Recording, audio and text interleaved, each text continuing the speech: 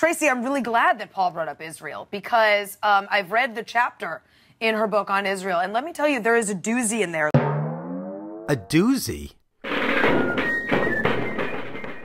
About Palestinian occupation. Referring to the occupation as what it is, occupation, is not a doozy. It's just an accurate description of reality. Fair TV had a good report on this outrageous CNN show. I'll show you their report, and then I'll add my perspective and additional information. CNN's Crossfire is ostensibly a debate between the left and the right. But the show's June 9th discussion of Hillary Clinton's new book shows how meaningless that format can be.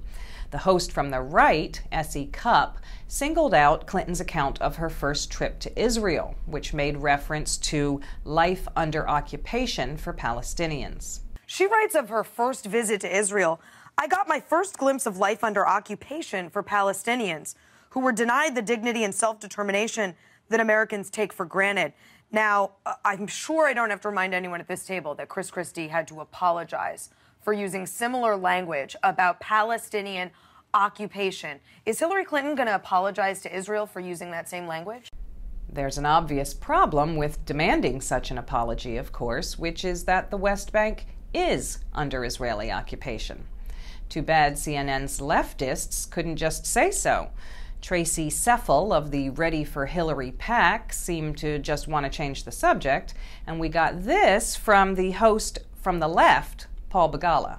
Well, and I am unapologetically pro-Israel, and Hillary is very, very strong in this. If that's the tree you guys want to bark up, I wish you luck. They moved on to other topics, but the odd dynamic was still on display, with the guest from the right being the one to suggest that Hillary Clinton's ties to Wall Street and enormous wealth might be a problem with the party's liberal base. Begala's reaction? What is this, Russia? We're not allowed to get rich anymore? And that's the left, according to CNN. What CNN is doing is really crazy.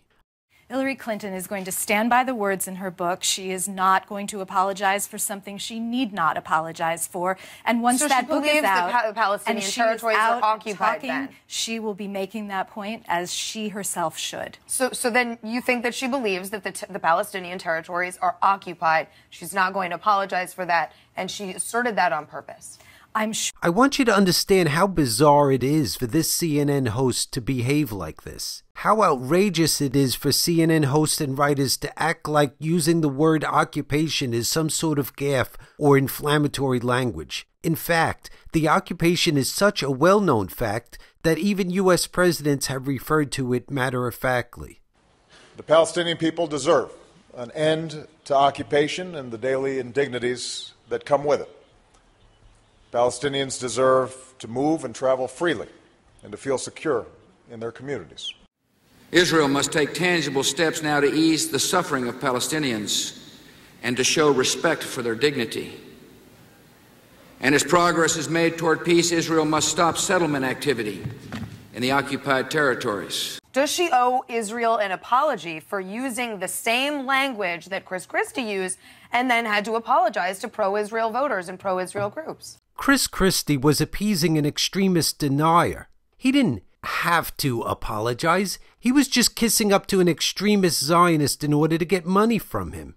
Her words will stand for themselves. She said it twice in the book, so I think she said it, but I'll take your word for it that she is unapologetic. It is pathetic that not only does this ignorant host think she's making a good point, but that CNN is acting like extremist denial of reality is acceptable. And not only CNN, it is downright bizarre for the U.S. media to act like Chris Christie uttered a forbidden term. Click here to see this video where I go into detail showing how crazy this situation is. Let's not let U.S. media get away with this outrageous behavior. Share this video with other Americans to let them know what the hell is going on in this country. And please subscribe to Representative Press and use the YouTube tools to pass this video on to other people.